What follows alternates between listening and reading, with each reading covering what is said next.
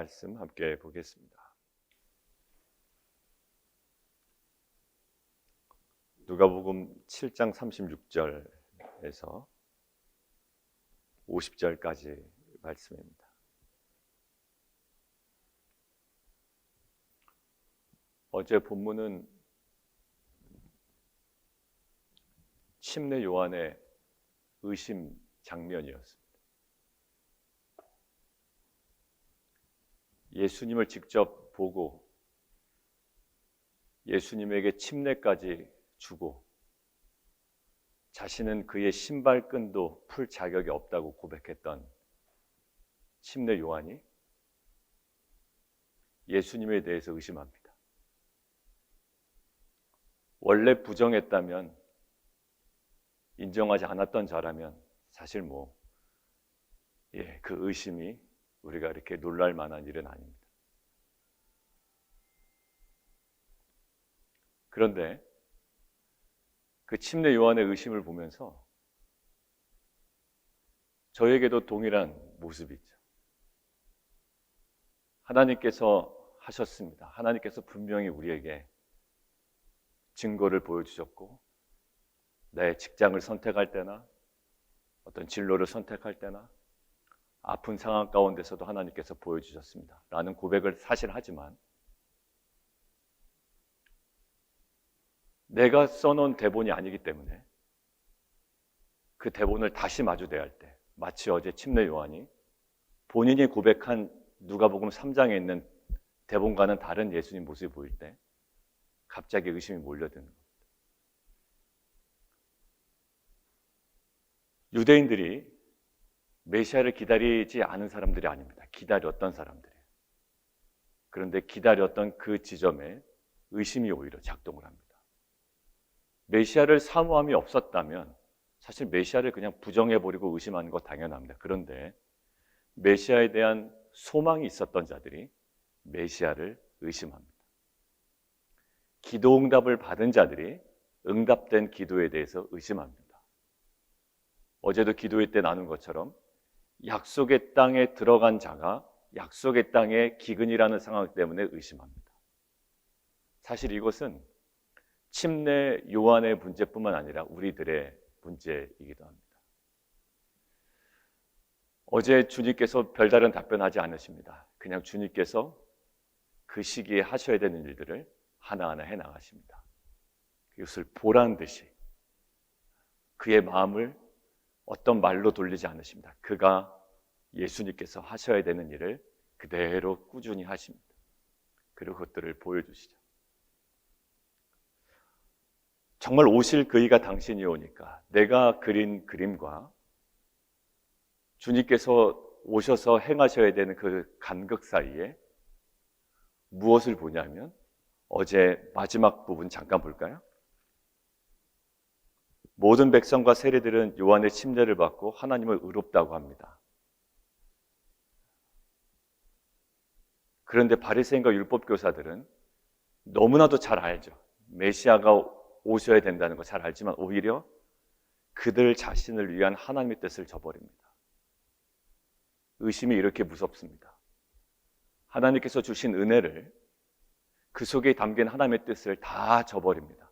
여러분들 의심이 한번 몰려오면요, 그동안에 하나님께서 행하셨던 은혜 다 까먹습니다. 오히려 하나님의 정반대 대척점에 서게 되는 거예요. 개척할 때 힘들지만 어려웠죠. 말이 이상하죠? 힘들지만 어려웠죠. 예, 힘들었어요. 어려웠어요. 어렵지 않았다고 얘기는 하는데 사실 어렵죠. 근데 그걸 은혜라고 고백합니다. 그런데 이후에 3년 지나고 4년 지나고 5년 지나고 뭔가 자신의 뜻대로 되지 않을 때, 합당하다고 여기지 않는 부분이 갑자기 발견이 되면 의심이 듭니다.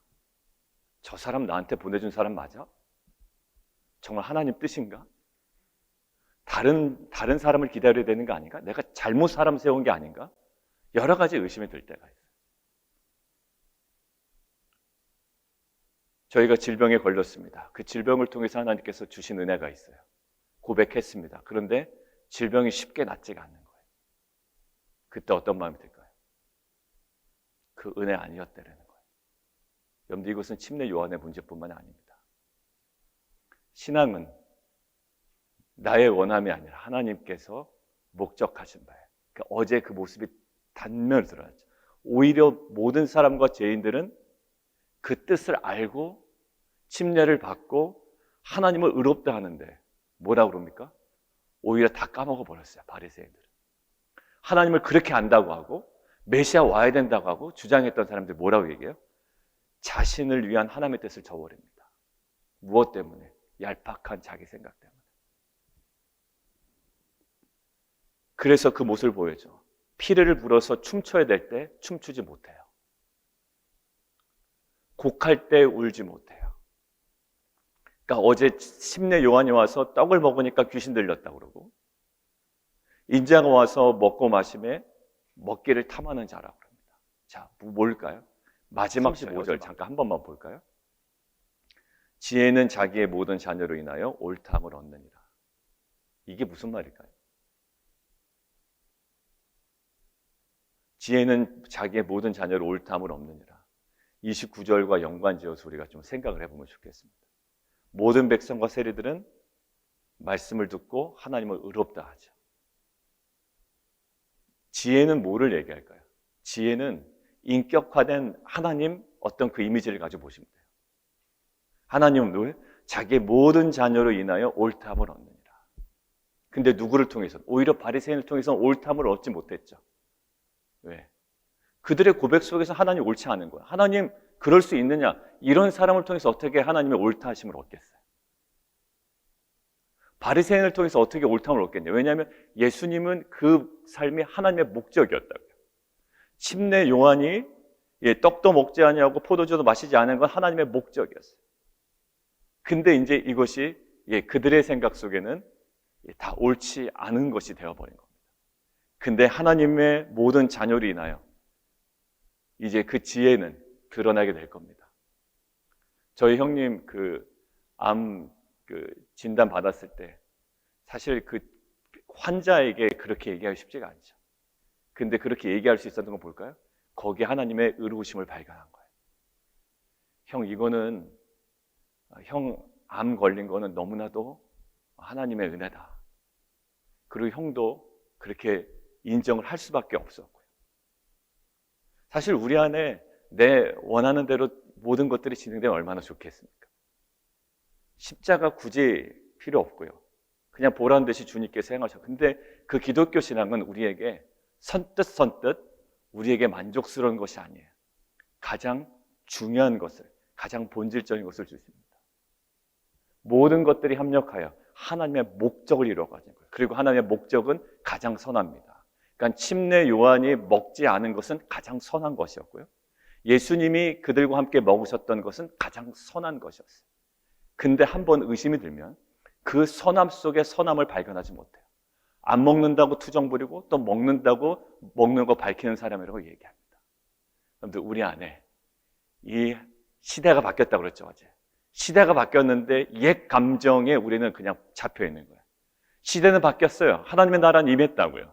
이제 하나님께서 그 일을 통해서 새로운 일로 나가시는데 오히려 과거의 감정과 내 생각이 딱 잡혀있죠. 이 의심이 사실 그것이 정죄받을 일은 아닙니다. 인간이라면 다 누구나 그런 마음이 있어요.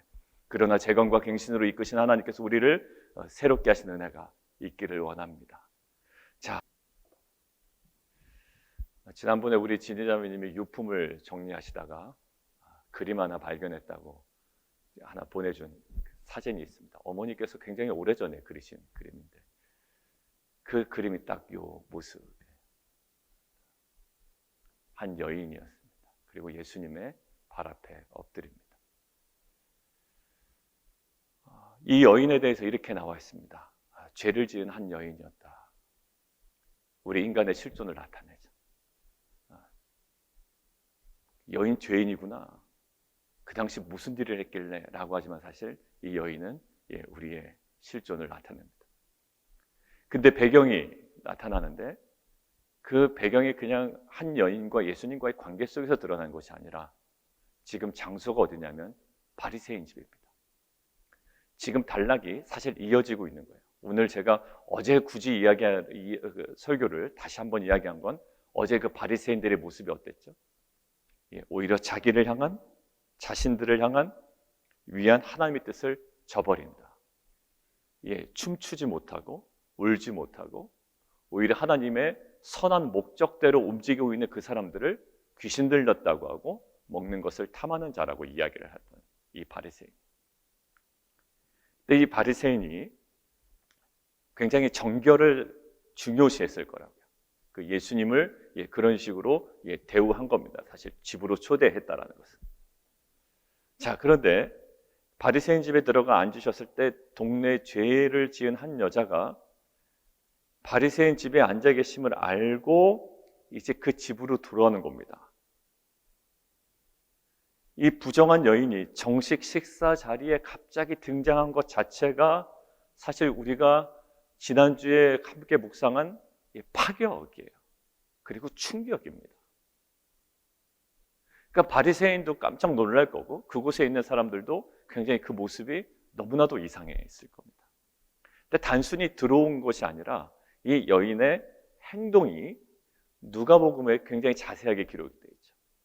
그 여인이 왔다라는 것이 그 여인의 행위를 누가복음은 지금 자세하게 주목하고 있습니다. 한번 볼까요? 37절 후반부에 향유 담은 옥합을 가지고 와서 예수의 뒤로 그 발 곁에 서서 울며 눈물로 그 발을 적셨대요.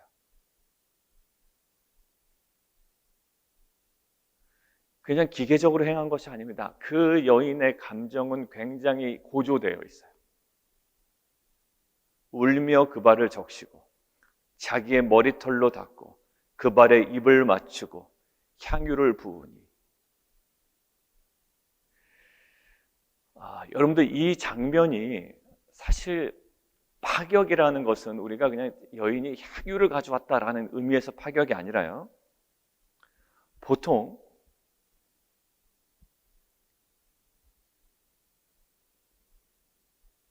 물을 가지고 옵니다. 물로 손님을 닦는다고요. 그런데 이 여인은 어떻게? 눈물로 이 예수를 닦죠. 그리고 보통 뭐를 하나요? 수건을 가지고 옵니다. 예수님께서 제자들의 발을 씻기실 때 수건을 준비하셨습니다. 예수님 자신은 머리털로 닦은 게 아니에요. 근데 이 여인은 수건이 아니라 자신의 머리를 가지고 닦습니다. 여러분들 여인이 자신의 긴 머리를 가지고 닦는 이 행위는요 굉장히 수치스러운 모습이었을 거예요. 자세가 잘못되면 자신의 가슴이 드러날 수도 있고요. 여러 가지 면에서. 그리고 가정용 감람유로 닦는 것이 아닙니다. 기름을 붓는 것이 아니에요. 가정용 감람유 사용해도 전혀 이상하지 않아요. 그런데 비싼 향수를 가지고 이 여인이 왔다. 이게 옥합이라는 것을 한번 깨트리면 못 씁니다. 그냥 그거 다 쏟아 부어야 되는 거예요. 그리고 머리에다 기름을 붓는 게 아니라 어디다 붓죠? 발에다가 기름을 붓습니다. 그리고 볼이나 손에다 입을 맞추는 것이 아니라 어디예요? 발에다가 입을 맞춥니다. 이 행위 하나하나가 지금 무엇과 비교되고 있냐면 이 바리새인이 누구를 초대했죠? 예수를 초대했습니다. 그 당시 사회적 관습은 뭐냐면 초대한 사람은 손님에 대해서 환대를 베풀어야 됩니다. 그게 그 당시 사회적 관습이에요. 그런데 여자를 죄인으로 비난하고 왜 죄인으로 비난하죠? 그 당시 사회적 관습에 근거하여 이 여자를 죄인으로 비난했던 바리새인이 사회적 관습으로 여자를 비난했던 바리새인이 그 사회적 관습을 그렇게 잘 따르고 그 관점대로 그 여인을 바라봤던 이 바리새인이 이 시몬이 오히려 손님을 존중해야 되는 그러한 태도, 그러한 관습을 따르지 않아요. 여러분들 그 손님에 대하여 그런 환대를 적절하게 베풀지 않는다는 것은 어떠한 거냐면 손님에 대한 모욕일 수도 있고요. 굉장히 무례한 것입니다. 그러니까 당연히 해야 되는 그 자기, 그 행위를 하지 않음은 그 손님에 대한 모욕적인 그리고 무례한 그런 태도가 될 수 있는 거예요.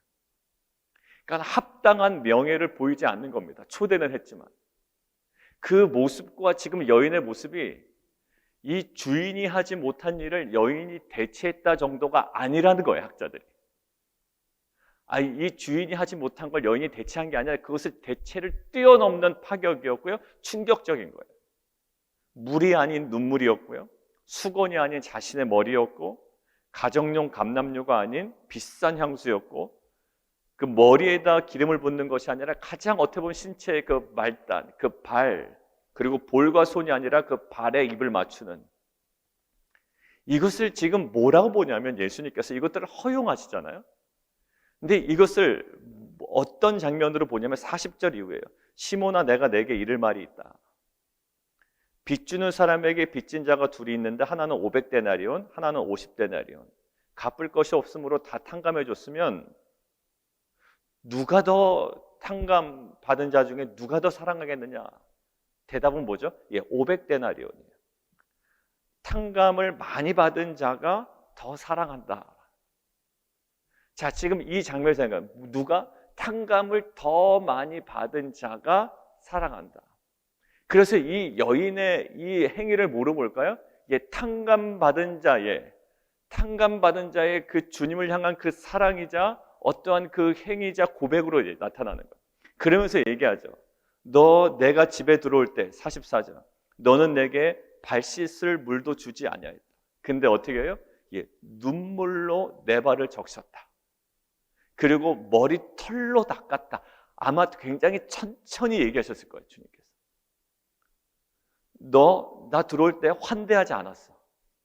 내게 발짓을 물도 주지 않았어. 근데 여자는 그냥 물이 아니라 눈물로 내 발을 씻겼다.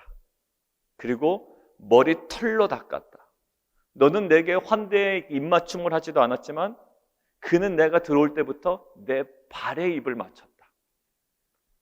그리고 너는 내 머리에 감람류도 붓지 않았는데, 감람류, 일반 가정 감람류, 그런데 이 여인은 그 비싼 향유를 내 발에 부었다. 여러분들 다 대조되죠. 머리에 붓는 게 일반적이에요, 감람류를. 근데 여인은 비싼 거를 가장 어떻게 보면 수치스러운 그 발에다가 이게 부었다라는 거예요.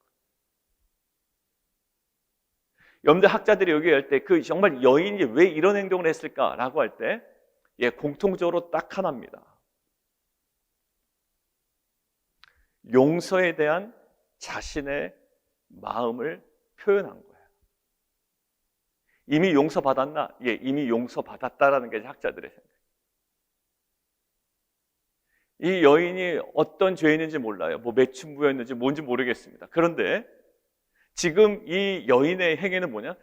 자신의 죄를 자신이 용서받았다라는 그 용서에 대한 자신의 마음을 표현한 거예요. 그래서 그 주님께서 그 여인의 상황을 아시고 어떤 마음으로 나온지를 아시고 그 40절 이하를 시몬에게 얘기한 거예요. 500데나리온과 50데나리온 탕감받은 자 중에 누가 더 사랑하겠느냐? 이 여인이 뭐죠? 결국 용서에 대한 자신의 마음을 표현한 거예요. 자, 오늘 우리가 묵상해 볼 건 이겁니다. 자, 결국 지금 주님께서 무엇을 보고 계시냐면 어떤 사람의 행위를 봅니다. 누구 행위를 봤죠? 바리새인의 행위를 봐요. 어제부터 사실 연결되어 있어요. 요한의 침례 안 받습니다. 그리고 하나님께서 선하게 목적하신 그 침례의 요한의 행동들과 예수님의 행동들을 미친 사람 취급하고 먹을 것을 탐하는 사람 취급합니다. 그러니까 그 바리새인의 행위 속에 뭔가 결여되어 있는 것이 있죠. 자, 그래서 그 어떤 행위와 어떤 걸까? 영적인 상태를 연결시켜요. 이 여인의 행위와 여인의 영적 상태를 주님께서는 연결시킵니다. 이 바리새인 시몬의 행위와 이 영적 상태를 연결시켜요. 근데 그것이 뭘까요? 하나님에 대한 이 사람의 반응이라는 거예요. 하나님의 행하신 것에 대한 반응, 하나님에 대한 반응, 그 주님에 대한 반응, 하나님께로 받은 것에 대한 반응이 이제 바리새인들에게 나오고 이제 이 여인에게서 나오는 거예요. 사랑하는 성도 여러분, 오늘 단순히 이 여인은 바리새인이 하지 않은 것을 대체한 것이 아니에요. 저 사람이 행해야 되는데 손님을 어렵게 저렇게 대접을 하나 그래서 자기가 어떤 의로움을 가지고 행한 것이 아니라 그거와 전혀 상관없어요. 이것은 누구와의 관계 속에? 주님과의 관계 속에 영적인 상태가 행위로 나타난 거예요. 할렐루야, 이겁니다.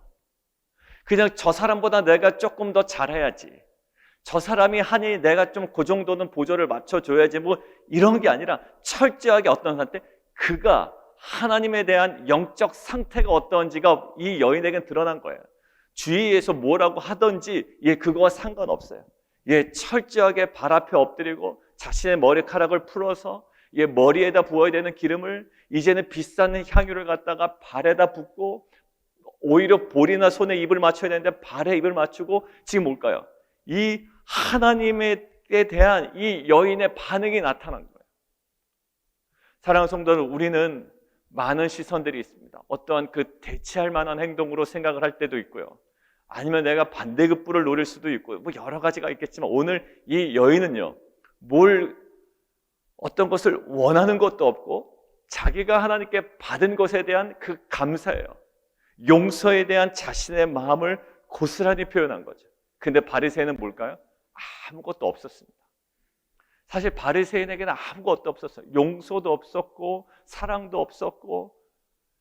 아무튼 제가 제일 안타까운 건 뭐냐면, 신앙이 단순히 그 외부적인 어떤 일 때문에 힘들어서, 최근에 직장 문제로 힘들고 또 비즈니스 때문에 힘들고 이런 것들이 힘들어서 우리의 신앙이 조금 다운될 수는 있죠. 그런데 가장 힘든 건 뭐냐면, 정말 저 성도님이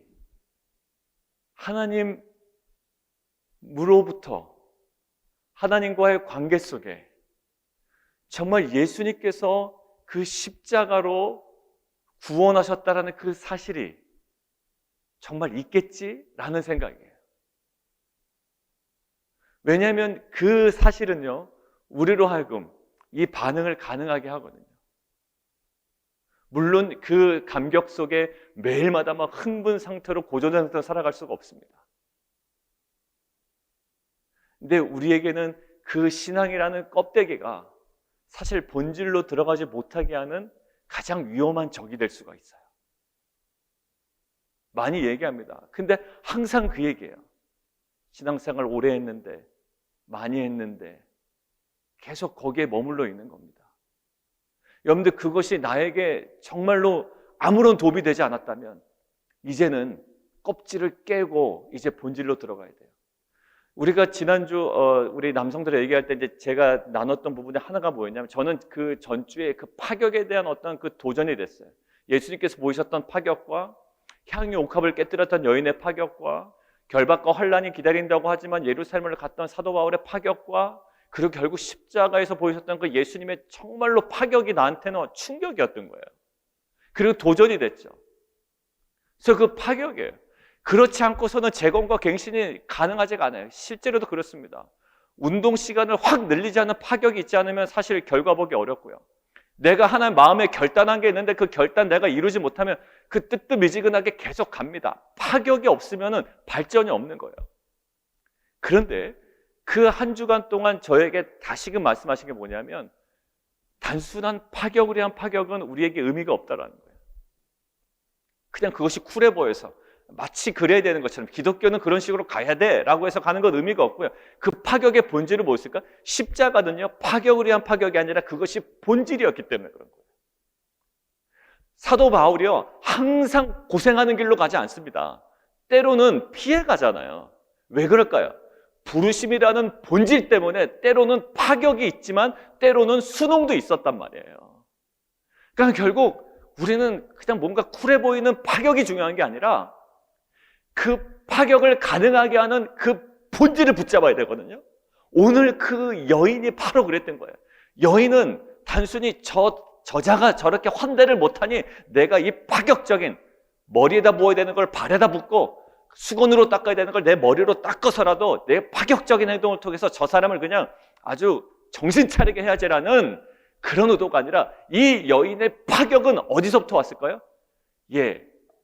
용서받았다라는 그 본질적인 자리에서 파생된 거였어요.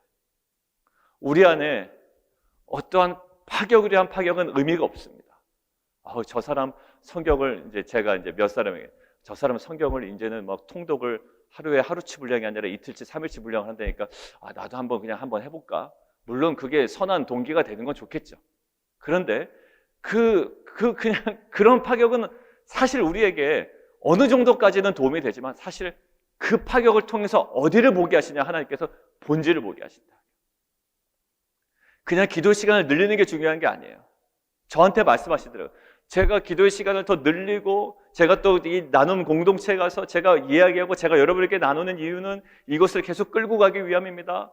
또 여러분들한테 제가 고백하는 겁니다. 라고 이야기했는데 이 어떤 그 파격에 대해서 흥분했던 저에게 하나님께서 지난 한 주간 동안 무엇을 얘기하셨냐면 파격으로 흥분하지 말고 너가 정확하게 본질의 자리로 돌아가고 있는지를 보려는 거야. 그러니까 제가 기도를 제가 소리내서 해야 되나? 또 그게 너무 성도들에게 방해될까? 아니면 가만히 있으면 성도들이 내가 기도하지 않은 줄 알까?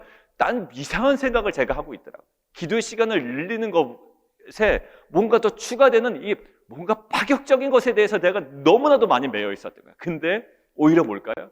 밤새도록 기도하셨던 그 주님의 본질은 뭘까요? 분량도 아니고 외침도 아니고 어떤 형식도 아니라 딱 하나였어요. 주님의 뜻이었어요. 그러니까 내가 뭔가 평가하고 이건 아니다, 하나님 뜻이 아니다 막 얘기했던 것도 사실 다 소용없던 거예요. 뭘까? 하나님의 뜻. 그러니까 내가 기도하는 가운데 주님의 뜻, 음성 듣는 시간이 부족했어요. 뭔가 소리는 계속 냅니다. 그런데 음성 듣는 시간을 늘린 이후에 오히려 줄어들었던 거예요. 그래서 우리 남성들과 얘기할 때 하나님의 임재 연습 이 책을 다시 펼치기 시작했어요. 그들이 정말 수백 년 전에 하나님의 임재 가운데 거하려고 그 했던 자들의 예배가 어땠으며 기도가 어땠으며 말씀에 대한 태도가 어땠는지 지금 아주 소책자예요, 여러분들. 그래서 우리 남성 리더십들과 그것들을 하나하나씩 다시금 나누려고 합니다. 사랑하는 성도 여러분들, 뭘까요? 하나님께서 어떤 면을 딱 강조하시잖아요. 그러다가 우리에게 어떤 그 부분에 또 다른 형식에 빠져 있을 때 우리를 다시금 본질로 돌아가게 하십니다. 사랑하는 성도들, 오늘 이 여인은요 단순히 바리새인과 비교되고 바리새인을 대체하는 행위가 아니었고요, 그거와는 전혀 상관없는 자신의 죄가 용서받았다라는 그 용서에 대한 확신과 감사에서 나오는 그 본질에서 나오는 그의 파격이었어요. 사랑하는 성도 여러분들, 우리로 하여금 파격을 가능하게 하는 뭘까요? 파격의 은혜를 받아서 그 모든 것들을 이제 파격으로 몰아간다고요. 우리가 이제 시간도 파격적으로 늘리고 모두 파격적으로 하고 섬김도 파격적으로 하고. 근데 그 모든 중심이 어디서부터는 이 여인은 뭔가 보란 듯한 파격이 아니라 그 주님과의 그 영적 상태, 하나님과의 관계와 주님과의 관계에서의 영적 상태가 그 여인의 행위로 고스란히 나왔죠. 저는 섣불리 뭐에 대해서 이야기하기보다 우리가 뭔데, 그죠? 정말 하나님께서 행하신 일들을 더 주목하기를 원합니다. 마치 어제 의심하는 그 침례 요한의 제자들에게 그냥 묵묵히 주님께서 행동들을 하셨죠. 아마 그것들을 보면서 느꼈을 거예요. 맞아. 그분이 맞아. 우리가 그 본질의 자리로 다시금 돌아가기를 원합니다. 우리의 시선을 빼앗는 어떻게 보면 파격이라는 형식에 굉장히 스스로 그냥 흥분했던 저를 다시금 본질의 자리로 다운시켰었던 것처럼 정말 우리를 새롭게 하는 그 가장 근원적인 자리, 그 은혜와 십자가의 자리로 우리를 돌리시는 하나님의 그 부르심에 다시금 우리가 순종하고 그 자리에서 다시 우리가 소생하는 귀한 은혜 공동체가 되기를 원합니다. 우리 함께 좀 기도하며 나가도록 하겠습니다.